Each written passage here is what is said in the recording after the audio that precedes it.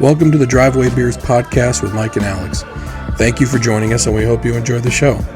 Please like, subscribe, comment, and share on any platform that you're listening on. All right, welcome back to another show. I want to thank you for coming back.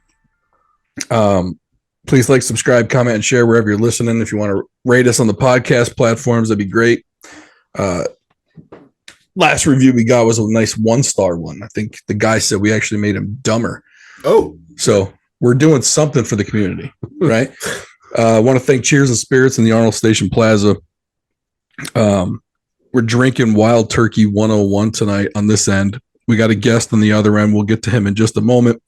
We want to thank AnnapolisHomeExperts.com with Brian Schilling. He was my real estate agent when I bought this house. Excellent guy. Good personal service. And I want to introduce our guest. We got Drew from the Zone 32 podcast, which for you Ravens fans is a Ravens-centric podcast, but they talk about all things football. Just a real good listen if you like hearing about Ravens podcast stuff or Ravens football commentary. And I like the show better than a lot of the radio stuff in the afternoon on the local stations around here. So I want to thank you for coming on. No problem. Thanks for having me. And yeah, we're not professional by any stretch of the imagination. We like to not take ourselves too seriously. We typically just fight amongst ourselves for like an hour and a half and then call it a day.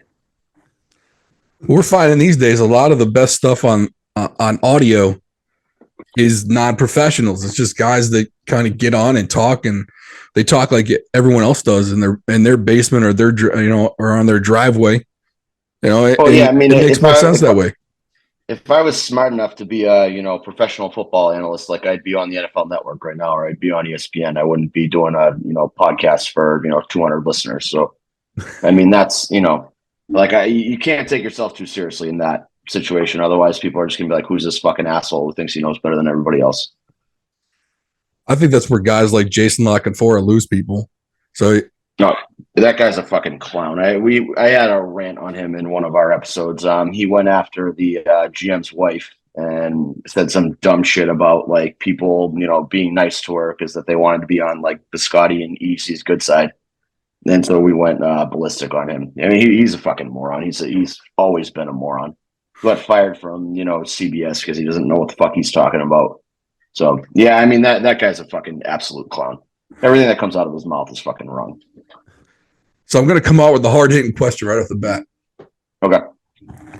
You're from Massachusetts. Yep. How on earth did you become a Ravens fan? So I grew up in Connecticut. And, that Connecticut is like no man's land for football. It's, Patriots, Jets, Giants, and just fucking any other team under the sun. My father was a Rams fan when they were in LA. And so he didn't really have a favorite football team when I was a kid. So it was just kind of, whatever was on TV. We used to go to Ocean City, Maryland every year. And so we started, I was 6 when the Ravens started, and we had gone to like their training camp, and I just kind of stuck with the team. I liked Ray Lewis too, so that helped. Good guy to like. So yeah, I mean, I got a part-time job at Fenway. I got a big Bruins and Red Sox tattoo up my arm next to my Ravens one. So Celtics fan. So it's really just the Patriots are the only team from around here that I'm not interested in. Fuck Tom Brady. Fuck Bill Belichick. Fuck all of them. Now the local guys in us, the Red Sox fandom is like the worst thing possible down here. Yeah, so my co-host Will gives me wear purple pants on Twitter, gives me shit all the time. He's like, your fucking Red Sox fans are all losers, and I'm like, well, I mean, none of them. They're all like transplants from the north. It's like they got a brother who lives up in like New Hampshire, so that they think they're connected to the area, and they're just not. Like actual Red Sox fans are, mostly drunk assholes. So I mean, they get along. They mostly get along pretty well in Baltimore, but they're not. The people that you find like across the country who claim Red Sox are, they started watching in 2004. Right. And granted, I was 14 in 2004, so it wasn't like I had like a lifetime of suffering, but I had enough as a child to, kind of enjoy the 2004 World Series and everything after that. And I know the animosity down here comes from, so the Orioles haven't been great a lot. we had a couple year stretches with Buck, and then this past year, right? But yeah, and then the Red Sox and you guys won the same amount of playoff games this year. So Yeah, well, exactly. Right. Well, so the issue was when the Orioles sucked and nobody was going to Camden Yards in those years, we would get bombarded with Red Sox and Yankee fans. It was like Fenway South. Oh, it was awful. I went a couple times. I mean, Larry Lucchino, who built Camden Yards, was in the Red Sox front office for a bunch of years. So, like, I mean, it's a beautiful stadium. Like, it's probably my favorite. Wrigley and Fenway are just different. Just they're old, they're cool. They're kind of like novelty stadiums. Again, I work at Fenway, so it's kind of like lost a little bit of its luster for me. I'm there 81 days a year, so that kind of takes some of the shine away. But I would say Camden Yards and Petco are probably the two nicest parks that I've been to that are, more modern. Just the way it's laid out, that whole Utah Street, the kind of like the tables out in center field. It's a really cool setup. It's a really nice park too. So I understand why people kind of make it a tourist destination. Yeah, I went to Fenway when I was younger, and I've also been to Wrigley too. Those are two of my favorites just because of the history behind them. Like you go to Fenway and like it's just like it's built differently, obviously, because it was built in older times, and it just I don't even know how to put it in words. Like when you walk there and you're outside the stadium, and then when you're inside the stadium, it just makes you feel a certain way. Yeah. I went to Wrigley for the first time in a while this year. I'd never sat out in the bleachers there. That general admission thing that they do out there is way cooler than we do anything at Fenway. But I mean, they're both just kind of the same thing. You get that kind of like old time baseball feel. And again, they're two parks that are just kind of in the middle of cities. Like really, most stadiums are kind of set back from everything else. But these ones, you're like, driving through a neighborhood and then all of a sudden you're at a baseball stadium. So it's pretty cool. Yeah. We were going to talk about the Ravens for a little bit, and then segue into something about who we don't really like. We'll get to the hater section in a minute. Yeah, I mean, I got a long list of NFL people I don't like, so I'm down for that discussion. Lamar Jackson finally shutting some people up this year. Not that he's having a stellar season, but he's having a good season. Yeah, I mean, he's got to be in the MVP discussion. The problem that you're going to get with Lamar and like the national media is that so many people thought that he should switch to a wide receiver or running back before the draft. And so those people will never want to admit that they were wrong on him coming out. So they'll never really give him the proper credit. And it's always going to be, Lamar wanted a unanimous MVP. Only Tom Brady's done that before. But it's like, oh, he can't win in the playoffs. Then if they win in the playoffs, it's going to be, well, the Ravens have an elite all-time defense. It's always going to be shifting goalposts with him, I feel like. There are a lot of analysts, and there are some, local Maryland people who are fucking assholes too, who are just, any little mistake that he makes, they got to get on his case about it, and, he gets held to a different standard. But he has looked very good this year. I was screaming for Greg Roman to get fired for 4 years. So, Todd Monken coming in and kind of making the offense not boring, actually having like legitimate passing concepts has been a nice change of pace. There's been some frustrating parts of his offense, but it's just overall a much more fun product to watch. And the defense is fucking amazing. Yeah. The one thing people never really pointed out with Greg Roman's passing offense. So you would go back and you would watch some plays and you could see it in the highlights, or if you just watched the game over again, you would almost all the time, you would see multiple wide receivers in the same zone on the field. Yeah. So, and all he was doing was just crowding the zone with more defenders because he kept putting the Ravens in the same spot on the field. Where with Monken, you don't see that. And I think that's the biggest difference in the passing games. And everyone's like, well, they're still running the ball. They're still running the ball. It's basically the same offense. The people that are saying it's the same offense are full of shit. Because when you look at the passing game, there are some with the running game, but the passing game is so much more sophisticated than Roman's is, and it opens up that running game to be better. I think Todd Monken said it in his introductory press conference, but he's kind of like, if it's not broke, don't fix it. And so the running game has been great for 4 years. Basically, since Lamar took over, it's been, an elite running game. So there was nothing different that he was going to do with that. Like he just took what Greg Roman did, and then he actually added like a functioning passing offense that wasn't made by some, fucking moron who doesn't understand that there's a full football field to use. That was, like you said, that was always the most frustrating part of like, Lamar would roll out right. There'd be 3 wide receivers within 5 yards of each other, and then there'd be 8 defenders over there. And it's like, well, no shit. That's where the only people you have running routes are all in the same spot. And then like, well, why is nobody open? And it's like, well, because they're all in the same spot. The defense knows what's coming. And then they blame Lamar for not fitting in the tightest window possible.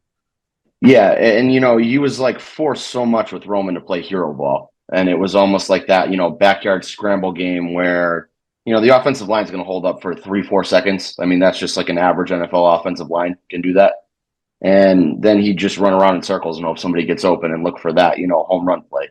You don't really have as much of that this year, which is again like a breath of fresh air. I mean, there was a game earlier this year, against Arizona where we put up 31 points, and I was like, offense didn't look great today. And I'm like, I'm getting spoiled now. Like, I'm 6 weeks free of Greg Roman, and I'm complaining about a 31-point showing. Yeah, the with the passing offense, I should say, with the running offense having so much success. I mean, last week you had 2 running backs over 10 yards per carry. With that success, teams are eventually going to have to stack the box because right now they're not. Yeah. And they're taking full advantage of it. And I think Lamar's passing numbers will actually get much better in the second half than they were in the first because of that. Because eventually you can't just let running backs go at 10 yards a clip and just think you're okay. We're not going to let Lamar beat us. Well, now you got to stack the box with those 2 guys, especially with Keaton Mitchell. Well, I mean, and if everybody stays healthy, like the Ravens are a nightmare to game plan for because, like you said, you can, play that kind of soft zone where you drop 7 or 8 guys into coverage. You maybe simulate pressure off the edge and maybe make Lamar take the checkdowns, but you leave the run wide open there. Man, the Ravens could run for 300 yards a game if they wanted to. And if you start kind of, packing it in and playing, like a man defense kind of thing and stacking the box, there's going to be, whether it's Zay, Odell. I'm not a huge Bateman guy, but he's looked better the last couple of weeks, so maybe it's going to be him. Aguilar, Andrews, somebody's going to get open in the passing game there. So no matter what the defense does, like you can't have sustained success against that offense. It's just they're a problem. If they play, mistake-free football, like I don't think there's anybody in the NFL that can beat them this year. Yeah. Now, the one team that everyone seems to put above the Ravens is the Chiefs.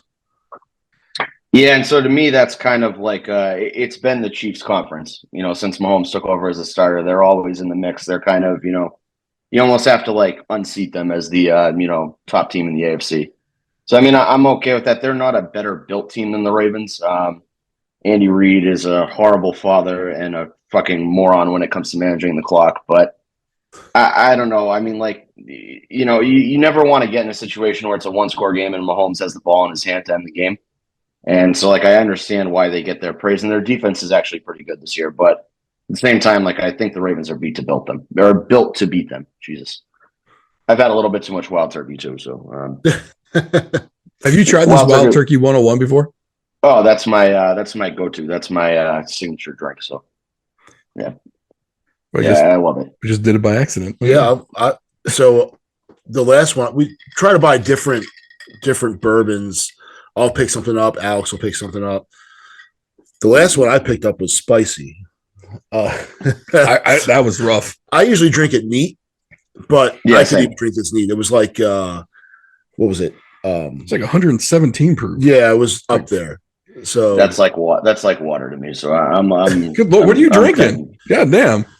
Well, so I mean, I don't usually drink anything under 100 proof. Just generally, it doesn't really do it for me. I kind of like the kick and the spiciness. Like old granddad 114 is a go-to of mine. I don't know if you've had wild turkey rare breed before. That's 117, 116 and a half proof or something like that. So it's a little bit stronger than 101. But yeah, like my, if I were to just buy like a normal bottle for every day, it would be wild turkey 101. That's usually my go-to, and I drink that neat. The price on it is hard to beat, right? I mean, yeah, you're talking about like $25 maybe. Yeah, Yeah, 30. It's $30 around here, but it's just for the price, it's not. You really can't beat it. I like Elijah Craig barrel proof. They do like that select barrel thing. It's usually between like 110, 120 proof. But that's like $80 a bottle. Like I'm not trying to spend $80 a bottle. Yeah, I don't have that kind of money either. Yeah. Not for a bottle. Yeah, we're sponsored by a liquor store. We don't get that even that big of a discount to get that price down. Yeah, and there's what is it, like 1792 does a full proof that's 125 proof, which again is great, but you can't find that anywhere. That's not like a regular bottle that they put out all the time. So, and again, it's a little bit more on the expensive side. So typically I go to Wild Turkey 101 because of the price and just the proof, and it tastes good. I get made fun of for it all the time, but it's definitely my go-to. The one we haven't had yet, we haven't tried the 1792 regular. Everyone says it's great. Yeah, it's it's a little weak for my taste, but I think it's like 95 proof, so it's not bad. It's just, again, like once I had the full proof, I'm like, I can't go back to the Training Wheels bourbon there. I'm the opposite. I'm watering shit down. Yeah, I think I'm going. When I started, that's how it was. Yeah, I think I'm going up with it. So it's been, I first was like, lower proofs with ice, and then lower proofs just neat, and now I'm getting up into the higher proofs with ice, but then that'll go to neat at some point. This stuff I got was called Slow Ambler. It was out of West Virginia. They were doing a tasting, so I bought. I'm a sucker. They're giving away a T-shirt doing a tasting, so I bought a bottle. Yeah, if you got a cool looking bottle or you're giving away free shit, I'll probably buy it. That's just Yeah, stickers. I'll take your stickers. Yeah, like I'll take a sticker. I'm not buying anything. I'm taking the sticker for my beer fridge. But like T-shirts, that's like some more like durable goods. I'll take those, and then I'll buy something. So yeah, T-shirts and hats are usually the good way to sucker me in. So, so we were talking about the Chiefs, and I don't think there's probably a more hated team in the NFL around the NFL. I would say inside Kansas City, they probably love the Chiefs. Everywhere. I don't know what it is about Pat Mahomes, but I can't stand that dude. Yeah, so I'm like, he sounds like Kermit the Frog, which is kind of annoying. And he's really good. I think that's the other problem too, is like, he's so good at football that it's like, fuck this guy. Like he sounds like Kermit the Frog, like, runs around in the pocket, like looks like Brett Favre playing, but actually, completes it to his own team instead of the other team. And his wife's annoying as shit. His brother's annoying as shit. Like, there's just a lot of things to not like about him. Every time, when he started, when he was a rookie, it was, his dad used to play in Major League Baseball. It's like, yeah, I heard that the first time. I don't need to hear that 46 more times while he's playing. So there are a lot of unlikable traits about him. I can't, I can't fault you for that. Travis Kelce's annoying, especially with the Taylor Swift shit now, too. Yeah. There's really not any likable people on the Chiefs. So I definitely get where you're coming from there. Yeah, it's not – the voice for me is kind of but it's just like when he's on the sideline, he's got that resting bitch face, or he's got those the facial expressions of just a douchebag. And it's just like, I bet people just like want to punch you in the face all the time. Well, and then he'll cry for a flag if you do. Right. He's the first guy to take his helmet off on the sideline and start screaming across the other side of the field. But somebody hits him like a second and a half late, he's going to roll around on the ground like he just died looking for a flag. So very, very unlikable. That's the Tom Brady streak in him that I hate in all quarterbacks. Did you watch I guess watch or listen? It's a podcast, but the New Heights podcast with the Kelce brothers, they had Chris Jones on, and Jason Kelce asked Chris Jones, he's like, well, what did you think of Travis when you first met him? And he goes, Malibu's Most Wanted. So I thought he was B-Rad. Yeah, that's a great, comparison for him. And I've listened to some of that podcast. They get into some interesting football stuff, but when they're just talking about themselves, I'm like, oh, I hate Travis, and, Jason is just like dumb as rocks. So there's really nothing like interesting for either of them to say. I've noticed that Jason is not interesting at all to listen to. And they actually just had him in the booth on Thursday Night Football for like a quarter while I was watching, and it adds nothing. Like no personality. It's just, again, he's an idiot offensive lineman. Like that's kind of what you expect out of him. Is that what do you think that's worse, or do you think like a Chris Collinsworth is worse, where he basically gets on his knees for for Pat Mahomes every time the Chiefs are on TV. Well, see, my beef with Collinsworth is PFF. That has totally ruined the internet and talking about football because they give out these fucking arbitrary grades to guys, and everybody's like, "Oh, well, PFF graded this guy at 90, so he must be fucking great." And it's like they don't release their grading criteria. I have no idea why they graded this guy at 90 and this guy at 85. And it's like broken a whole generation of children. You get the analytics nerds talking about sports, and I'm just like, you got bullied in high school, didn't play sports, and now you're telling me that you know more about football than other people. It bothers me. Well, that's like with Collinsworth. He would just Tom Brady retired, so he can no longer verbally fellate Tom Brady. Yeah. So now, there's Pat Mahomes. So that's his guy now. And it's just, I remember watching, whenever he was doing a game with the Patriots, it was Tom Brady this and Tom Brady that. It's like there's 10 other dudes on this offense and then a whole nother defensive team that's contributing as well. But you're just going to sit here and talk about Tom Brady the entire time. I don't think he really adds anything during the game either. No, I kind of liked it when Romo was doing games. Oh, I hate Romo. He annoys me because he's the opposite of Chris Collinsworth, where he's just like hypes up literally anybody. Like you could put in, the fucking undrafted free agent who's never played in the NFL before. He's like, "Oh, this guy's got Hall of Fame potential, Jim." Yeah. Like, all right, shut up, dude. Like, just stop. Yeah, what I liked about Romo though, and it's going to wear down as he has, is getting further and further away from his playing days, is that when he first came out, he was at least playing against or with these people he was talking about. So he had that insight and that perspective. But I mean, when did Collinsworth play last? It was like the 80s or 90s. Yeah. So I've never really cared for him. And, sometimes I wish that they would all just shut up and they'd show me the Madden view so I could watch offensive linemen do blocking schemes and things like that and watch the run game develop. But no one listens to me. So.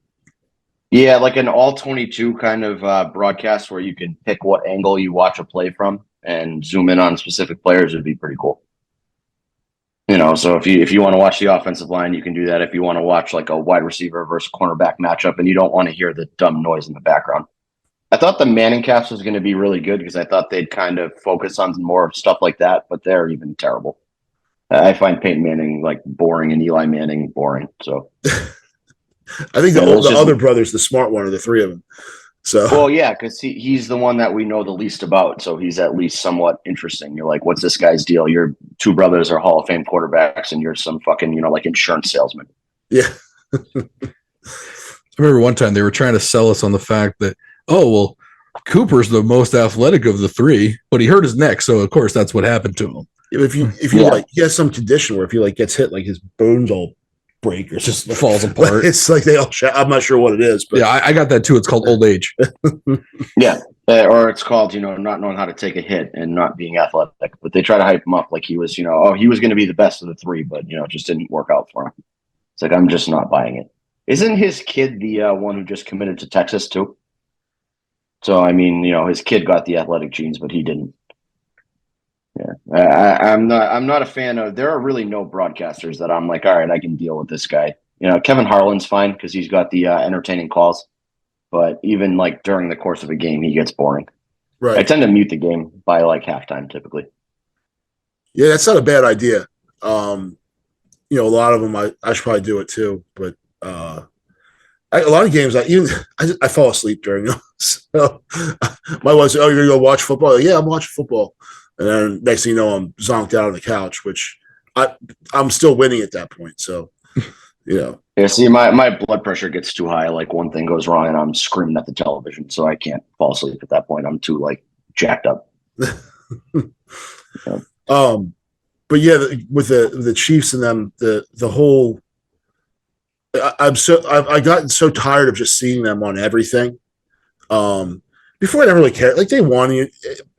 Okay, you won this good team, but now it's just you can't watch any TV at all without seeing Pat Mahomes selling something and Jake from State Farm, and then there's the stupid banter with him and Kelce, and then now it's every game. It's like when Romo was dating Jessica Simpson, you'd see her reaction to every play. I don't really care about Taylor Swift's reaction to does she know what's going on? She doesn't make music for me. or No, for me you guys neither. either. So it's like I have no interest in her watching football. I don't care. Right. Like she doesn't move the needle for me. I understand she's very successful and very famous, but like watching her jump up and down because Travis Kelce got a 6-yard catch, I don't care. Like Right. show me the next play, or Yeah. show me somebody yelling at somebody else on the sideline. Like get me back to football, not pop culture shit. The Chiefs kind of have like a Patriots dynasty vibe to them too. Yeah. When the Patriots were in the middle of that run, like it was every primetime game was them. Every Sports Center segment was about Tom Brady or about Julian Edelman or about Gronk or whoever the fuck it else was at that point. And it's just like I feel like they build them up to be like the national villain. Like they almost make you want to hate them. So they Yeah. want to make it Kansas City versus the world. And like they've done a good job of that, but it's still fucking boring as a fan who's not a fan of Kansas City. I don't want to watch them on primetime every week.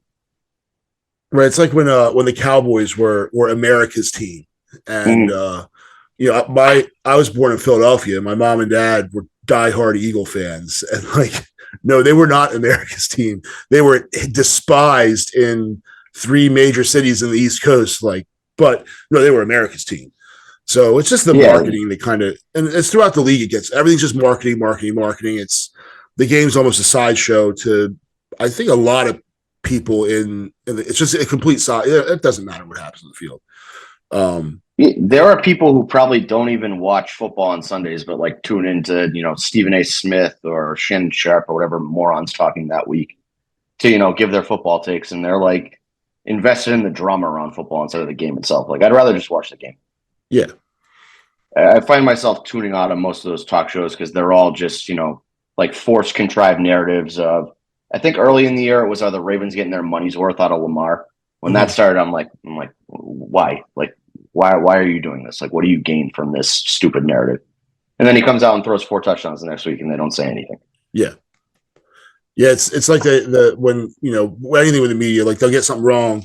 They never print the retraction, or if they do, it's like in section, it's the local gardening section on page 32, the retraction with it. It's just when they get a call wrong and then he shows them up, they don't mention it at all.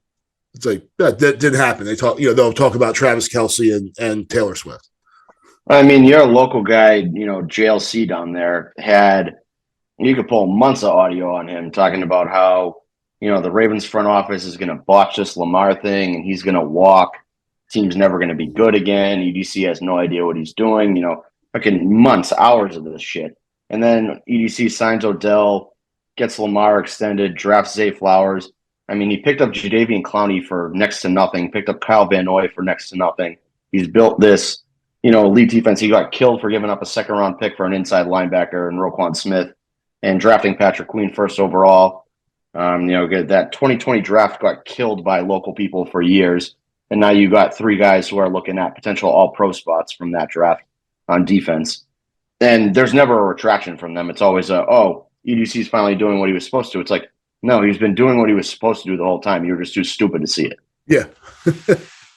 Yeah. It'll never. I've never understood how people like that have jobs. Of like they don't even have like real opinions. It's just what's the hottest take that I can have right now, and then I'm going to keep doubling down on it.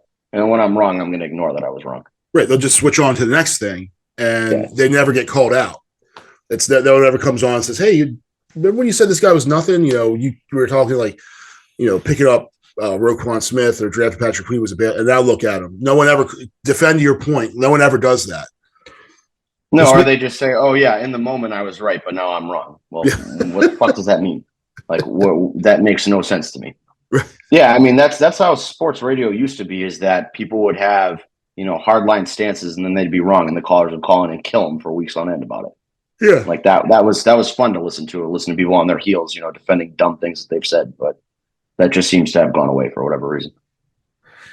I wanted to ask you about 3 players in particular that everyone's talking about on Twitter right now. It's Geno Stone, Justin Madubuike, and Patrick Queen. They're all due for contracts at the end of this year. My theory is that the Ravens don't sign any of them. And here's why. So Geno Stone, you've already got money tied up in Marcus Williams. You've got Kyle Hamilton, who's going to be off his rookie deal in a couple of years, so you got to save up money for that. With Matabike, defensive line is the one position the Ravens tend to draft or find undrafted free agents, and they coach them up really well. And the last big guy they gave a contract to was Brandon Williams, and that contract ended up crap. And then Patrick Queen only balled out after Roquan Smith got here. So my theory is you can put someone else next to Roquan Smith and have them be almost as effective as Queen.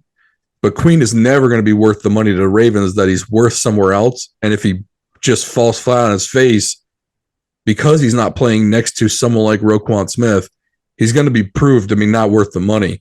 So my theory is that all three guys next year are not Ravens. Yeah, so I think Matabike is a Raven. Like you said, they do like to, plug and play with veterans and late round draft picks and kind of make that work. But he's got 7.5 sacks this year. I feel like that's, production that they've been looking for from that interior offensive line position for a very long time and have not gotten. So if they're going to pay anybody, it's going to be him. And then I think Geno and Patrick Queen come down to, do Geno and Patrick Queen want to stay here? Or do they want to go get money elsewhere? Because I could see a situation where, Geno Stone could go get, I don't know, $50 million guaranteed from another team. And it's got like a $10 million AAV on it. And, maybe he's not going to get those guarantees from the Ravens, but the Ravens could at least work with them and get close to that salary with incentives and stuff. McDonald likes to run those three safeties in the nickel instead of, three corners. That was kind of his thing at Michigan. And so in theory, he'd have plenty of playing time here, even when Marcus Williams is healthy. But, he'll get more guaranteed money elsewhere. And so if Geno Stone wants to go elsewhere and get paid to be a starter, we're not going to compete with that money-wise. And it's the same thing with Patrick Queen. If he'll get, $15 million a year on the open market, the Ravens are not going to give that to him. But if he's willing to take 10 and play here, maybe there's a shot that he stays. I don't think he'll take that low money. Yeah, and again, that's the business of sports. There are guys who leave where I'm like, fuck you, why'd you leave? But if Patrick Queen and Geno Stone go somewhere else because they're getting starting jobs and they're getting more money, it is what it is. We have a salary cap, and best of luck to you, and thank you for everything you've done here. But the Ravens kind of have hardline numbers for them, I'm sure. And if they can make it work, then they'll keep them. But I'm hesitant to say they'll stay. Matabike, though, I think they'll go above and beyond to keep. So the other reason why I don't think they signed Matabike, one, I think is 7.5 sacks. I think that contract's going to be way too rich for the Ravens because they're going to have other contracts coming up they got to pay. Plus, Lamar's not on his rookie contract anymore. That's going to start eating up some stuff. And then they got to make a decision on Odell. You got Bateman. You got to make a decision on him, whether he stays healthy or not. But the other thing was, so there's a guy on the roster currently that they did this with, and it was Michael Pierce. So Michael Pierce was initially drafted by the Ravens. He was on the Ravens. They let him go. He signed his big money deal, didn't perform up to that deal, and he came back to the Ravens. I think they're worried about that. The last two guys was Brandon Williams and Michael Pierce. They were the last two interior linemen, and Williams got his contract and just shit the bed because he either got hurt or whatever happened. He just never played up to it. And then Pierce went somewhere else. I think he went to Detroit, got his money, and just didn't perform up to it. And I think they're worried that if they pay Matabike that kind of money, especially, he's going to get big money for a D tackle, and that's not cheap, right? So I think they're probably going to make a business decision, let him go, and they're going to be like, look, we still got Pierce under contract. He's not the pass rusher that Matabike is, but he's a big run plugger.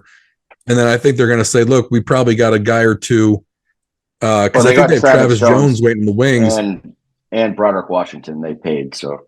Yeah, so I think they might let Matabike go, not because they don't want him and not that they can't afford him.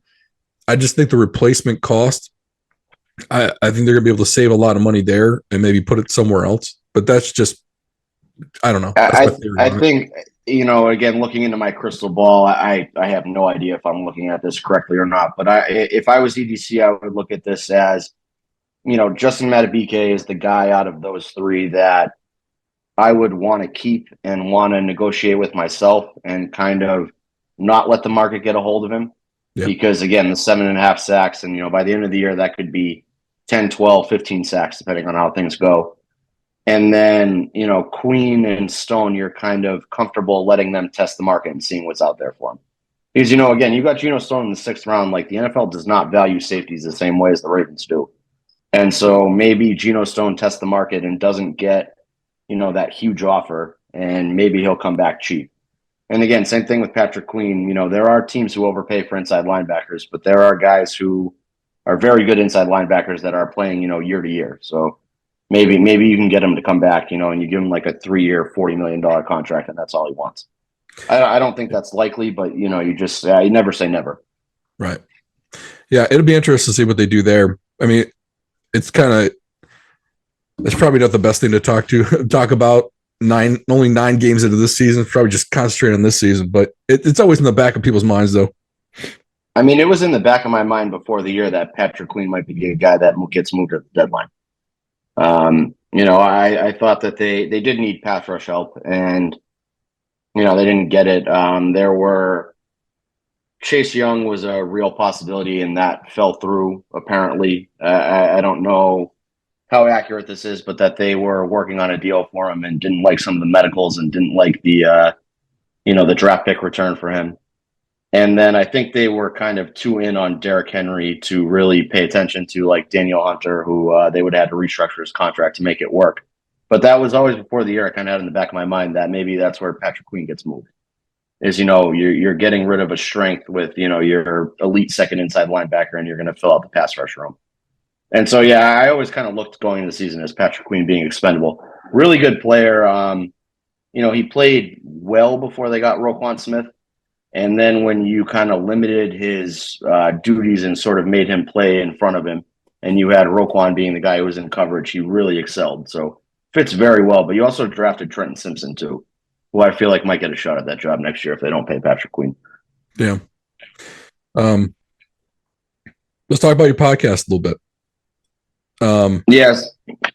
I mean, we are. So there is. There's 5 of us now. We added Trippy to our full-time roster. Trippy is the guy who would go outside the games and yell at Greg Roman last year. I'm sure you guys have seen his viral videos. Hey, Greg, famously yelled at Mike McDonald. It wasn't the first 48. It's 60 minutes. And then all of a sudden the Ravens defense took off, and they did that to Todd Monken this year. Now we scored in the second half. So, again, we're just 5 idiots who like to drink and, talk about football. We don't really take ourselves too seriously. We kind of like to talk shit to each other. Nobody really thinks that we're some like kind of professional analysts. We just kind of, give our opinions on the game at more of like a surface level. Like, I'm not going to pretend that I know some, crazy coverage schemes, or like I, played football past high school. Like, I'm just some, degenerate who likes to drink and watch football on the weekends. We also are partnered with PSF, which I don't know if you know who Sean Salisbury is, the old ESPN guy. Oh yeah. But he started a sports app, and we stream live for the full game every other week. And we do a weekly show on there too. So, you can find us. All those links are in my bio. I think our Twitter is at Zone 32 Podcast. I'm not allowed to touch the Twitter account. I get banned on Twitter way too often. So, I'm on account like 10, 12 at this point. Twitter's not a fan of some of the harsh language that I use, or the manner in which I disagree with people tends to upset a lot of people. So the links are at so I hate Linktree, but because we use it too, but it's hard to say. It's like linktr.ee/Zone 32 Podcast. I hate the way Linktree does that. We use Linktree too. I hate the way they do that because it doesn't sound like a website. It's like, it should be like linktree.com. Like, don't make me do this linktr.ee bullshit, right? So we found Linktree because when we used to upload episodes of the podcast, I would make a tweet saying like podcast is live. Actually, we just had one go live like probably 25 minutes ago. But I used to link, Apple, then Spotify, then Google, and like link all the podcast platforms. And then people would complain to me and be like, "You've blown up my timeline with 45 links to podcasts, things that I've never heard of in my life before." And so Will went and found Linktree. I have no technical abilities at all. So anything, fancy that's done with our intros, anything like that, that is not me. I have no knack for that kind of stuff. But that's, yeah. I wish there was just like an easy way to just tweet out a link and be like, yeah, if you click this link, it's got everything on it. And it's not this, like you got to click 4 other links to get to where you want to get to on Linktree. But that was the best we do that with our website. We do like drivewaybeerspodcast.com/subscribe. And then we got all the buttons there. People just click on it and go.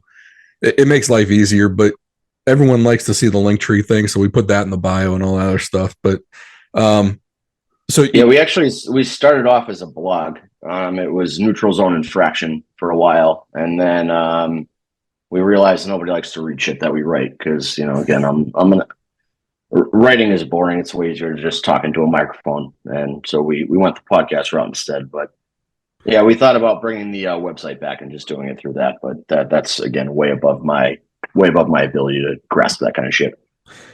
Your Twitter handle is @DrewBand. The Twitter handle for the show is @Zone32 Podcast. And the place where you do the